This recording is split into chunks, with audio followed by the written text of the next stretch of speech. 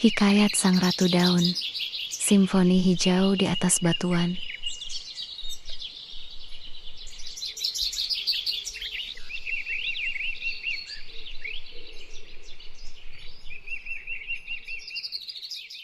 Inilah kisah epik yang lebih mendalam, menelusuri setiap helai sejarah, biologi, dan filosofi dari tanaman suplir yang kini menghuni dinding rumah Anda. Bab 1.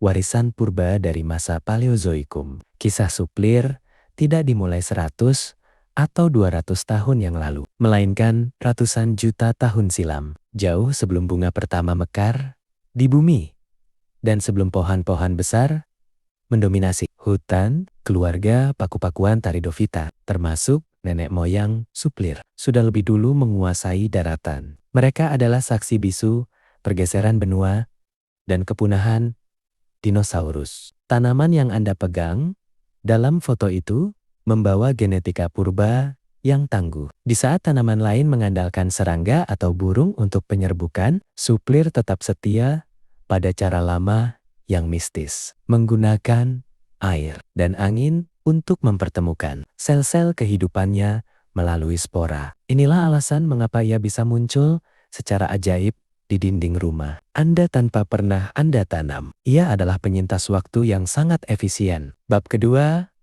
perjalanan lintas benua dan lidah bangsa. Mari kita telusuri bagaimana ia mendapatkan namanya yang elegan. Di hutan hujan Amerika Selatan, spesies Adiantum radianum tumbuh subur di bawah air terjun, menciptakan tirai hijau yang memukau. Ketika para botaniwan Eropa mulai menjelajahi dunia pada abad ke-18 dan 19, mereka membawa tanaman ini pulang sebagai simbol kemewahan dan keasrian. Di Prancis, tanaman ini dipuja karena estetika batangnya yang hitam, ramping, dan berkilau, yang mengingatkan mereka pada rambut wanita yang halus. Mereka menyebutnya Chevlure Divi, nus rambut Venus. Kata Chevlure inilah yang kemudian berlayar bersama kapal-kapal dagang, melintasi Samudra Hindia hingga mendarat di Kepulauan Nusantara, di tangan orang Indonesia. Kata yang sulit diucap itu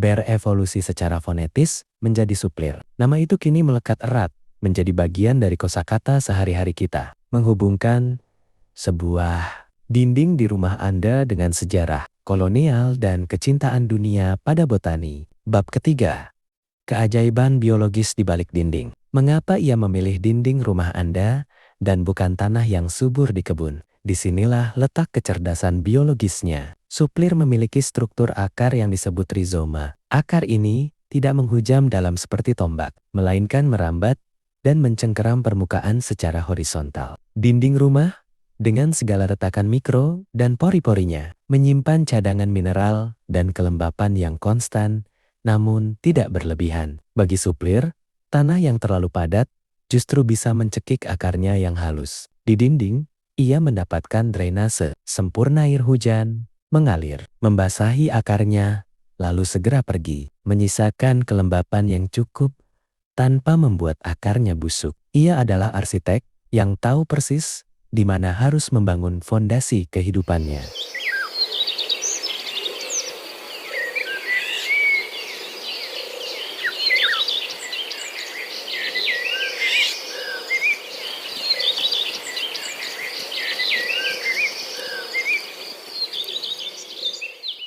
Selanjutnya, bab 4.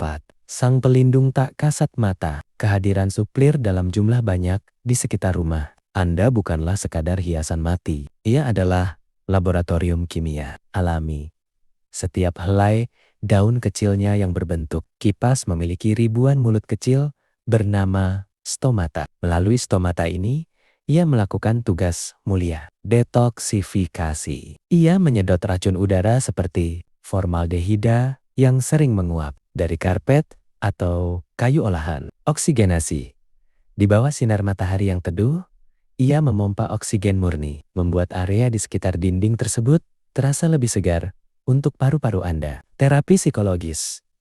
Dalam ilmu psikologi warna, hijau cerah suplir berada pada spektrum yang menurunkan kadar kortisol, hormon stres. Melihat rimbunnya suplir di dinding Setelah seharian bekerja secara tidak sadar akan menenangkan saraf-saraf Anda. Bab 5.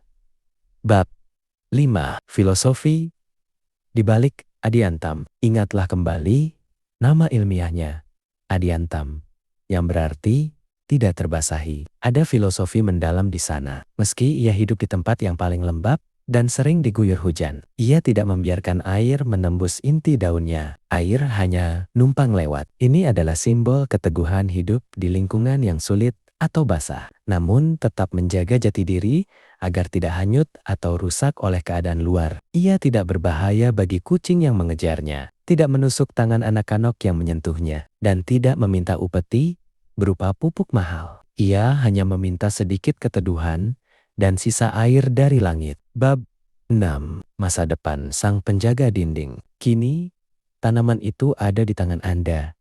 Ia adalah jembatan antara masa lalu purba, sejarah, dunia, dan keseimbangan alam di rumah Anda.